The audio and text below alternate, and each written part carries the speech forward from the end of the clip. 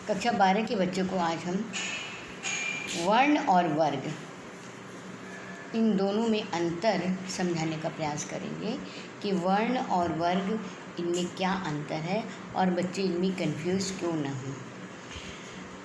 वर्ण शब्द जो होता है वो व्यक्ति के वर्ण के हिसाब से प्राचीन समय में हमारे यहाँ वर्ण व्यवस्था थी और ये 4 वर्ण हुआ करते थे। लोगों के केवल 4 वर्ण, लोगों को, समाज को 4 वर्णों में ही बांटा गया था। ये वर्ण होते थे ब्राह्मण, क्षत्रिय, वैश्य और शूद्र। तो ब्राह्मण वर्ण का मतलब है वर्ण करना या कैसे वर्ण करना, मतलब गुणों को वर्ण करना। और इन वर्णों का चयन जो किया गया था ये कर्मों के आधार पर किया गया था। कहा गया था हर व्यक्ति का जन्म अपने कर्मों के आधार पर अपने ही वर्ण में होता है। इसके अलावा अगर वो चाहे तो उन कर्तव्यों को अपना के अपने वर्ण में ऊपर नीचे भी प्रवेश पा सकता है। तो खास तौर से जानने वाली बात यह है कि वर्णों की संख्या 4 होती है, जिसमें ब्राह्मण, जिसके लिए कुछ कार्य निश्चित किए गए हैं कि वो पठन पाठन, वेदों का अध्ययन, समाज में पढ़ाना, समाज को शिक्षित करना, समाज को सही गलत की जानकारी देना, और उसके अपने लिए भी नियम है।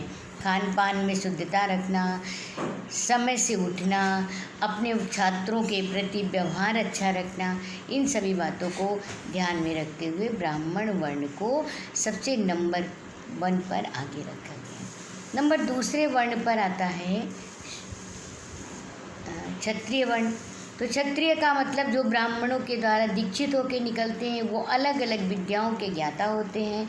इन क्षत्रिय वर्णों में लोग अपने अपने स्वभाव के अनुकूल अपने अपने कार्यों का चयन करते हैं, जिसमें से राजा भी हो सकता है, क्षेत्र की सेनाएं के लिए भी, सेवाओं के लिए क्षेत्रीय अपनी सीमाओं पर भी लग सकते हैं, सिपाही भी हो सकते हैं, पुलिस भी हो सकते हैं। अपनी भुजाओं के बल पर वो विभिन्न प्रकार के अन्य कार्य भी कर सकते हैं, जैसे कि पूजा पाठ करना है या किसी प्रकार का अन्य कार्य हो जो अपनी भुजाओं के आधार पर या बल के हिसाब से कर सके। तो क्षत्रिय का मुख्य कार्य है कि समाज में व्यवस्थित बुराइयों को दूर रखने के लिए स्वयं को तैयार रखना, और ये भी पूर्णतया शिक्षित होकर ब्राह्मणों के द्वारा, घर के द्वारा सब भेजे जाते थे। इसलिए इस सभी वर्ण के लोगों को पढ़ने, पठन पाठन के लिए इन कर्तव्यों का पालन करना पड़ता है। 3 वर्ण था वैश्य वर्ण। वैश्य वर्ण भी शिक्षित होकर ब्राह्मणों के द्वारा आता था और अपने वर्णों के अनुसार अपने कार्यों का चयन करता। खेती करना, व्यवसाय करना, समाज का पालन पोषण करना, कपड़ा वस्त्र बुनना, ये सारे कार्य जो हैं वो वैश्य वर्ण के होते थे, जो समाज की आवश्यकताओं की पूर्ति के लिए आवश्यक हैं। ये सब भी साक्षर होते थे, पढ़ लिख कर अपने ज्ञान के हिसाब से अपने धर्म के अनुरूप अपने कार्य को करते हुए अर्थ का उपार्जन करते थे। 4 वर्ण शूद्र। जिस शूद्र वर्ण का शब्द हम लोग कहते हैं, वो शूद्र वर्ण को सिर्फ उनके कर्मों के आधार पर, क्योंकि उनकी रुचि सेवा भाव में होती है, उनके इस कार्य को छोटा या बड़ा नहीं माना जाता है। उनके लिए किसी भी प्रकार के पठन पाठन की आवश्यकता न होकर उनका केवल एक कार्य बताया गया है कि वो समय पर अपने 3 वर्णों की मन लगाकर यथोचित सेवा करें। तो ये 4 वर्ण हमारे प्राचीन में माने गए थे, समाज को इस तरह बांटा गया था, और हर वर्ण अपने कर्तव्य को अपना धर्म समझकर मानता था और इसी से उनका उद्धार हो जाता था। उनको ज़्यादा कुछ करने, इसी हिसाब से उनका व्यवसाय का भी निर्धारण हो जाता था। तो समाज में विभिन्न प्रकार की जो बुराइयां हैं या एक दूसरे को मार काट है, एक दूसरे के विभाग में जाना, ये चीज़ें समाप्त हो जाती थी। अब दूसरा वर्ग आज हम शब्द की व्याख्या करने जा रहे हैं, वो वर्ग शब्द होता है जिसमें हमारे यहाँ आज का हमारा समाज वर्गों में बटा हुआ है, और इन वर्गों में 3 वर्ग प्रमुख हैं। उच्च वर्ग, बहुत पैसे वाले, जिनके पास बहुत पैसा है, नाम है, और वो विभिन्न प्रकार की कई इंडस्ट्रीज़ के मालिक हैं, उनके अंडर में बहुत लोग कार्य करते हैं। और ऐसे उच्च वर्ग के लोग हमारे देश के या प्रगति में एक महत्वपूर्ण योगदान देते हैं। दूसरा, मध्यम वर्ग। मध्यम वर्ग में हर मध्यम वर्गीय व्यक्ति जो आराम से खा रहा है, पी रहा है, नौकरी कर रहा है और अपने बच्चों को पालन पोषण करता है, वो मध्यम वर्गीय लोग हैं और इनके अंतर्गत एक सामान्य जीवन व्यतीत करने वाले सामान्य लोग ज़्यादा पाए जाते हैं।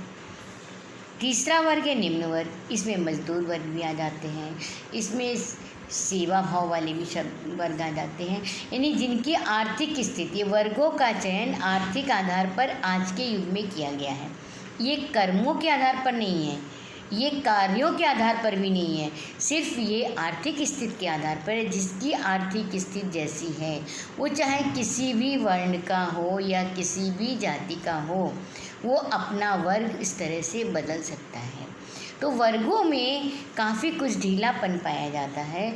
वर्गों के अंदर ऐसा कतई नहीं है कि उनमें जाति का बहुत ज़्यादा ध्यान रखा जाए।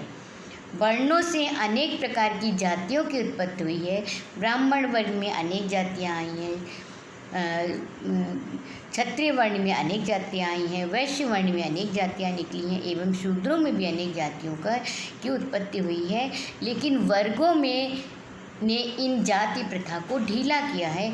यहाँ पर जाति का कोई भी जातिगत भावना नहीं है, बल्कि इसमें अर्जित गुणों पर आधारित ये व्यवस्था है। व्यक्ति अपने गुणों के द्वारा, अपनी शिक्षा के द्वारा, अपनी योग्यता के द्वारा अधिक से अधिक धन इकट्ठा कर सकता है और वो अपना वर्ग बदल सकता है। वर्ग बदलने के लिए हमारे पास दो चीज़ें, एक हमारे पास जो हमें धनराशि प्रदत्त है, प्राप्त हुई है, तो हम उस हिसाब से हम अमीर या गरीब हो सकते हैं। और दूसरा होता है अर्जित। तो जो अर्जित किया है, अर्जित में हमने अपने गुणों के आधार पर, अपनी योग्यता के आधार पर, अपनी नौकरी के आधार पर, पोस्ट के आधार पर जो कुछ भी हमने अर्जित किया है, उस अर्जित के आधार पर हम अपने वर्ग को बदल सकते हैं।